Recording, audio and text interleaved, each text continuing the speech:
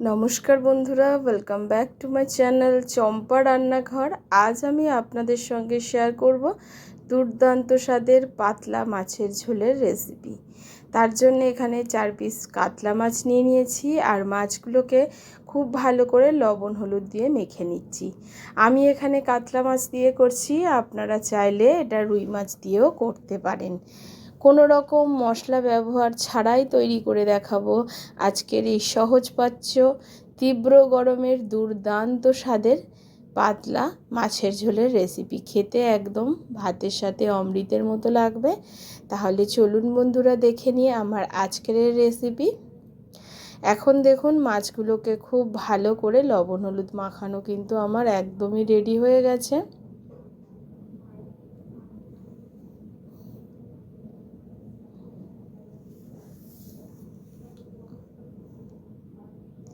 এইবারে চলে যাব সরাসরি রান্নার পর্যায়ে। এখানে একটা কড়া বসিয়ে নিয়েছি আর কড়ার মধ্যে দিয়ে দিচ্ছি সর্ষের তেল। খুব বেশি তেলেরও প্রয়োজন হবে না এই রান্নাটা করতে, এই তেলেই কিন্তু সমস্ত রান্নাটাই করব। তেলটা গরম হয়ে গেলে এর মধ্যে প্রথমে মাছগুলোকে দিয়ে দেবো। মাছগুলোকে হালকা লালচে করে ভাজতে হবে। মাছ যাতে খুব তাড়াতাড়ি সহজেই হজম হয়ে যায় তার জন্য একটু হালকা করে মাছগুলোকে ভাজতে হবে। বন্ধুরা এখানে এমন কিছু সবজিও আমি ব্যবহার করব যেটা কিন্তু এই সময় শরীরের পক্ষে খাওয়া খুবই উপকারী। যে কোনো বাচ্চা থেকে বড় সবাই কিন্তু এই সবজিগুলো খেতে পারে। এইবারে দেখুন মাছের এক পিঠ কিন্তু একটু ভাজা হয়ে গেছে, আমি উল্টে পাল্টে আর এক পিঠ ভেজে নিচ্ছি। আপনারা কিভাবে এই গরমে মাছের ঝোল রান্না করে থাকেন অবশ্যই আমাকে কমেন্ট করে জানাবেন। এখন দেখুন মাছগুলো ভাজা হয়ে গেছে, একটা একটা করে মাছগুলোকে আমি তুলে নিচ্ছি। ঠিক এই রকম করে ভাজা করে নিয়েছি মাছগুলোকে।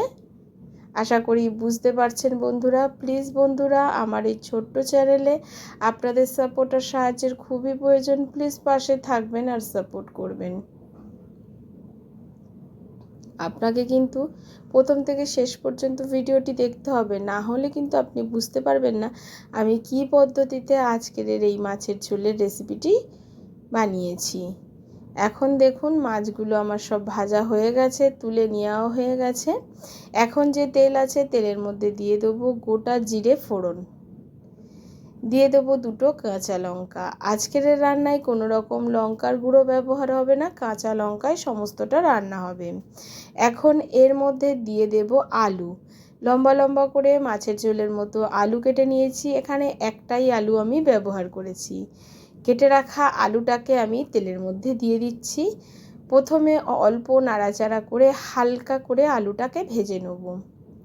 কোনো রকম কালার আসবে না, কিন্তু তবুও 3 থেকে 4 মিনিট মতো মিডিয়াম ফ্লেমে আমি এই আলুগুলোকে ভেজে নিচ্ছি। আলুটা যখন ঠিক এই রকম হালকা ভাজা হয়ে গেছে আপনারা নিশ্চয়ই বুঝতে পারছেন, তখন এর মধ্যে আমি মেশাবো পেঁপে। আজকের এর মাছের ঝোলে আমি পেঁপে ব্যবহার করব। পেঁপেও আলুর মতো লম্বা লম্বা করে কেটে নিয়েছি, তো সেই পেঁপেটা আমি দিয়ে দিলাম। এবারে পেঁপে আর আলুটাকে আবারও একটু নাড়াচাড়া করে ভেজে নিচ্ছি।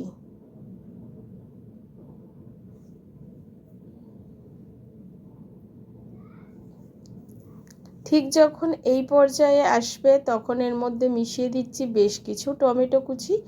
টমেটোটাকে একদম ছোট ছোট করে কুচি করে কেটে নিয়েছি, দিয়ে দিলাম টমেটো কুচি।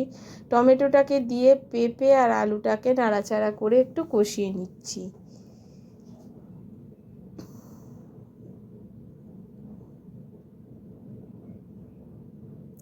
এবারে দিয়ে দিচ্ছি আদা আর কাঁচা লঙ্কা থেতো করে নিয়েছি, সেটাকে আমি দিয়ে দিলাম। এখানে 3টে কাঁচা লঙ্কা আর হাফ ইঞ্চি আদাকে আমি থেতো করে নিয়েছি, সেটাকেও ঠিক এই সময় দিয়ে দিলাম। এখন আলু আর পেঁপের সঙ্গে খুব ভালো করে আদা আর কাঁচা লঙ্কাটাকে কষিয়ে নেব।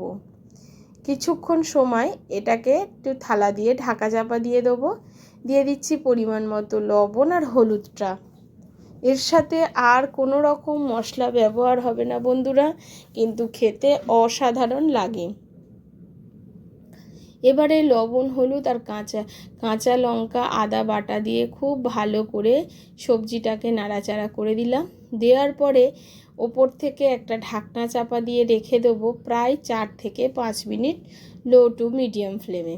হাই ফ্লেম করবেন না, লো টু মিডিয়াম ফ্লেমে আস্তে আস্তে রান্নাটা করবেন। প্রায় 5 মিনিট পর ঢাকনাটা খুলে নিয়েছি। দেখুন খুব সুন্দরভাবে কিন্তু আদাটা কষে গেছে আর তেলও সাইড দিয়ে ছাড়তে শুরু করেছে। আবারও একটু এটাকে কষিয়ে নিচ্ছি। আলু কিন্তু আধা সেদ্ধ হয়ে গেছে, পেঁপেও কিন্তু সেদ্ধ হয়ে গেছে। এবারে বন্ধুরা এর উপর দিয়ে দেবো ঝোলের জন্যে জল। এর মধ্যে একটু কাঁচকলাও আমি ব্যবহার করলাম। কাঁচকলাটা বলতে ভুলে গেছিলাম, তো এখানে দেখুন একটা কাঁচকলাকে 4 ভাগ করে নিয়েছি, একটু কাঁচকলাও ব্যবহার করলাম। কাঁচকলাটা আগে দিইনি, কারণ কাঁচকলা কিন্তু খুব তাড়াতাড়ি সেদ্ধ হয়ে যায়। ঠিক এই সময় সমস্ত যখন আলু আর পেঁপেটা একদম কষানো হয়ে যাবে তখনই কাঁচকলাটা দিয়ে দিতে হবে। কাঁচকলাটা দিয়ে আবারও একটু কষিয়ে নিলাম। এবারে দিয়ে দিচ্ছি ওপর থেকে বেশ কিছুটা জল। ঝোলটা আপনারা কেমন রাখবেন সেই অনুযায়ী জলটা ব্যবহার করবেন। আমি এখানে একদম পাতলা ঝোল রাখবো, তার জন্য একটু বেশি করে জল দিয়ে দিলাম। এবারে এইটা ঝোলটাকে বেশ কিছুক্ষণ ঢাকা চাপা দিয়ে হতে দেবো। ওই ধরুন 5 মিনিট মতো ঢাকা চাপা দিয়ে এটাকে হতে দেবো। 5 মিনিট পরে আমি ফিরে আসব। ঢাকা চাপা দিয়ে রাখছি 5 মিনিটের জন্য। 5 মিনিট পরে ফিরে এলাম। এবার ঢাকনাটা তুলে আপনাদেরকে দেখিয়ে দিচ্ছি ঝোলটা কতটা সুন্দর দেখুন ফুটে গেছে। এখন না খুব সুন্দর একটা গন্ধ বেরিয়েছে ঝোলের বন্ধুরা। আপনারা এইভাবে একবার ঝোলটা বাড়িতে না বানালে বুঝতে পারবেন না যে এটা স্বাদে গন্ধে হয় একদম দুর্দান্ত।